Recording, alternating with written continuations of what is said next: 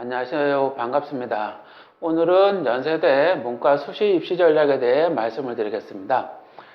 자, 연세대 같은 경우는 작년과 올해 좀 변화가 있긴 한데 전형 방법에 있어서는 큰 변화는 없다고 볼 수 있어요. 근데 가장 큰 변화는 제가 이렇게 밑줄을 그어놓은 게 이제 변화가 큰 부분이라고 보시면 되는데, 작년에 260명에서 523명으로 거의 인원이 2배 정도 늘었다고 보시면 되죠.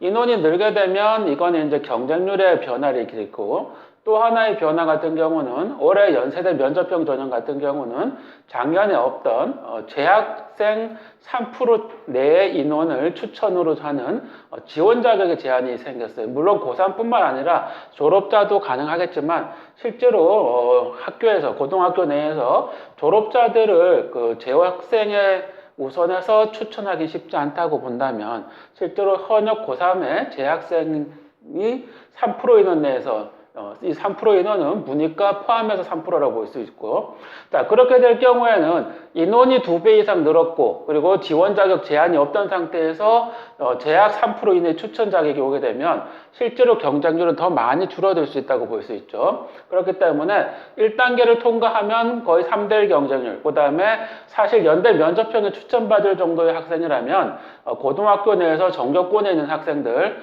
따라서 서울대 지역균형, 그리고 서울대 일반 전형에 중복 합격할 가능성이 있기 때문에 3대1 경쟁률을 통과하면 실제로 추가 합격도 상당히 많이 발생할 거라고 보이기 때문에 기본적으로 추천을 받을 수 있는 전교권의 학생은 추천을 받는 게 더 유리하다고 볼 수도 있죠. 자, 그래서 실제로 봤을 때 작년 같은 경우 국문학과 4명 모집이었지만 올해는 9명 모집으로 거의 2배가 늘었어요. 그러면 경쟁률이 8.75대 1이라면 실제로 4대 1 정도로 줄어들 수 있다고 보고, 작년에 4명 모집에 4명 전체 충원이 발생했다면 올해도 상당한 인원이 충원이 발생하라고 본다면 실제로 연대 면접형의 추천을 받을 수 있는 전교권 학생은 나름대로 추천을 받는 게 좋다, 이렇게 볼 수 있고요. 그 다음에 연대 면접형 같은 경우에는 교과 40, 비교과 60.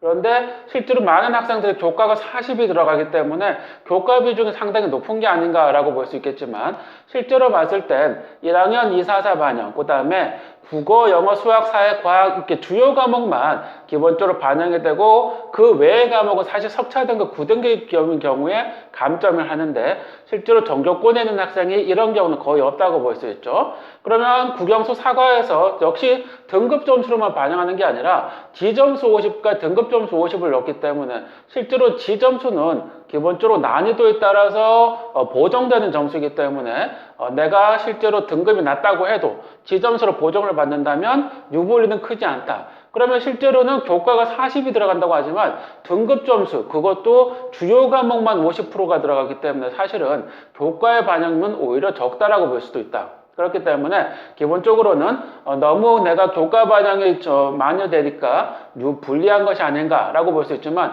비교과와 자소서, 그리고 나중에 2단계에서 면접 경쟁력이 있다면 자신 있게 추천을 받는 게 좋다, 이렇게 볼 수 있고, 자, 그동안에 또 하나의 변화 중에 하나가 연대 면접형 전형이 처음 생겼을 때 2018 학년도에 실제로 교과가 많이 반영됐기 때문에, 그때는 교과가 좀 더 많이 반영돼서 상당히 일반고 아이들이 많이 올 거라는 것 때문에 지원자의 대다수도 일반고였고 합격자의 대다수도 일반고였죠. 그런데 실제로 외고 아이들이 붙는구나, 이런 것들이 보이면서 2019년도에는 기본적으로 지원자 자체가 외고라든가 광역자사고 지원풀이 늘었고, 합격 인원에서도 실제로 외고나 광사고 풀이 늘면서 일반고 합격 비율이 떨어졌었죠. 그렇기 때문에 실제로 보시게 되면 처음에는 교과가 들어간다는 것 때문에 점점 더 일반고 형태라고 봤지만 지금 진행되는 과정에 본다면 실제적으로도 일반고뿐만 아니라 광역자사고나 외고, 그리고 전사고 같은 경우에도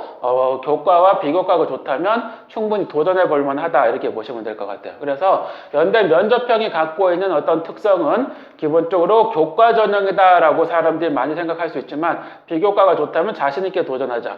그 다음에 인원이 2배 가까이 늘었기 때문에 경쟁률은 줄 것이다.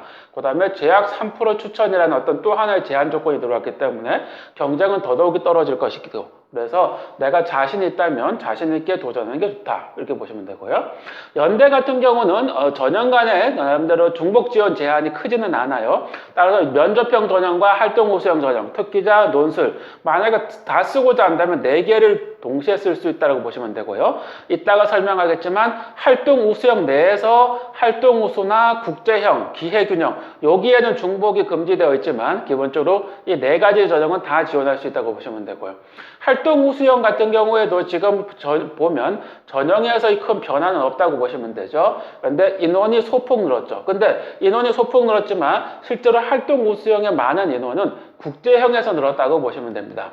자, 그래서 기본적으로 활동 우수형 같은 경우 국문과 12명 그리고 현재 올해 13명. 그래서 일반 전형은 크게 늘지 않았어요. 그런데 연대가 특기자를 전반적으로 폐지하면서 어문학 전형이 폐지되면서 어문 계열 인원은 꽤 많이 늘었다. 특히나 영문과는 2배로 늘었다고 보시면 되고 그 다음에 연대 국제형에서 국제 계열이 보통 우리가 생각하는 언더우드, 아시아, 그리고 하스 이런 경우인데 특기자 전형으로는 언더우드 학부만 뽑는 걸로 주로 그렇고 나머지 하스라든가 아시아학은 기본적으로 활동 우수형 내에 국제형으로 넘어왔어요. 그런데 아까 말씀드렸듯이 활동 우수와 국제는 중복 지원이 안 되기 때문에 선택을 해야 되고 그 다음에 활동 우수의 국제형 내에서도 지원 자격이 국내고 지원 자격 그리고 해외고 검정고시 그래서 국내 고등학교 검정고시는 국내고 지원자가 아니라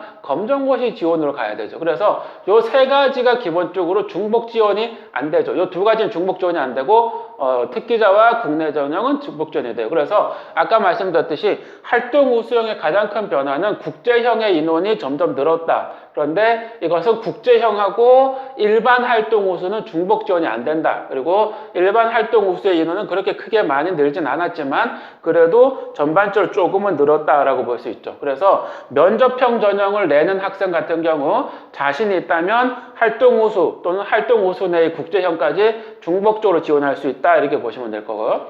자, 활동 우수형 같은 경우 전반적으로 늘었고 그 다음에 국제형이 더 많이 늘었다. 그래서 특기자 전형에서 어문학 인재까지 폐지되면서 특목고 자사고 학생의 비중이 더 늘어날 거다. 그리고 국제형 모집 단위는 면접 제시문이 영어로 출제될 가능성이 있다. 그래서 내가 영어에 강하다라고 생각한다면 국제형에 지원할 수 있다. 이렇게 보시면 되겠죠.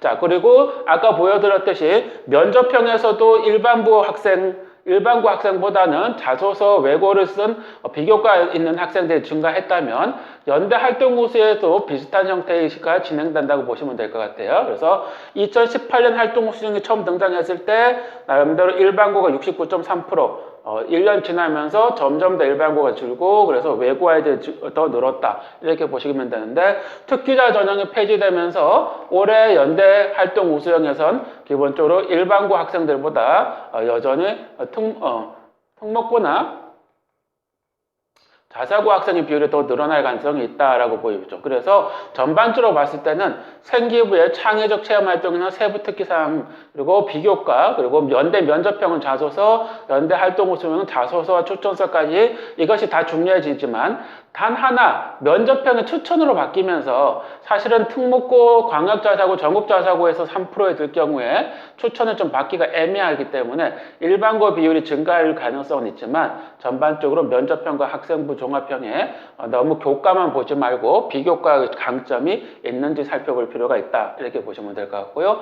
아까 말씀드렸듯이 연대 특기자는 상당히 많이 축소되고 언더우드만 뽑는 것으로 바뀌었기 때문에 실제로 나름대로 영어 구술 면접을 잘하는 학생만 특기자 전형을 내고 그리고 특기자 전형은 아까 말했듯이 활동 우수 전형 내에 국제형과 중복 지원이 가능하기 때문에 또 다시 한번 기회를 가져보는 것이 좋다. 이렇게 보시면 될 것 같고요.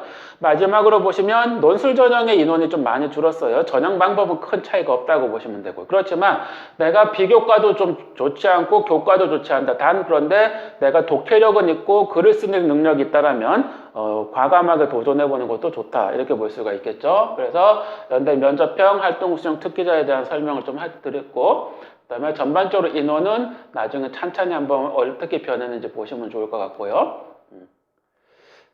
자, 그리고 연대 논술 전형 아까 말씀드린 인원이 좀 줄었다는 건 아쉽지만 논술 100%이기 때문에 학생부에 자신이 없는 사람이라면 가능하다 이렇게 보시면 될 것 같고요.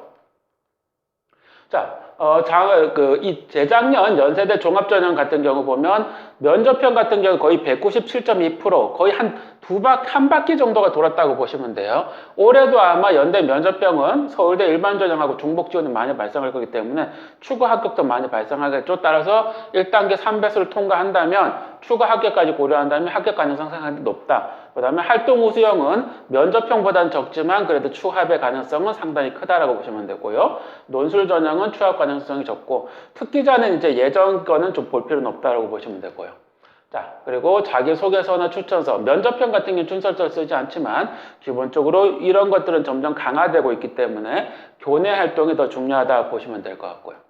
자, 마지막으로 연대 논술 문제, 처음에 바뀐 그 어떤 모의고사 문제인데, 1번 같은 경우 1200자 내외로, 가나다에 나타난 글쓰기와 지식 발전 관계 이렇게 돼 있기 때문에 그냥 본인 학생만의 생각이 아니라 일단 가나다 제시문에 대한 어떤 정확한 독해가 일어나야 되고, 나와 다 각각의 관점에서 사례를 평가하는 것처럼 각각에 대한 이해와 그 다음에 사례에 대한 이해, 그리고 이 사례의 공통점 차이점, 그리고 어떤 면에서 적절한지 적절하지 않은지까지 판단하는 나름대로 글을 읽어내는 영역과 글을 종합적으로 파악하는 능력이 있다면 논술 문제에 적합하다라고 보시면 될 것 같고요. 그 다음에 제시문 문제 2번도 마찬가지고 2-2 같은 경우에는 약간 표 반영, 그래서 연대 논술에서는 영어 제시문과 그 다음에 수학적이거나 나름대로 과학적 제시문이 등장할 수 있기 때문에 전반적인 독해 능력과 종합적으로 파악하는 능력, 그리고 좀 긴 글을 쓸 수 있는 능력이 있다. 그런데 내가 학생분이 좀 부족하지만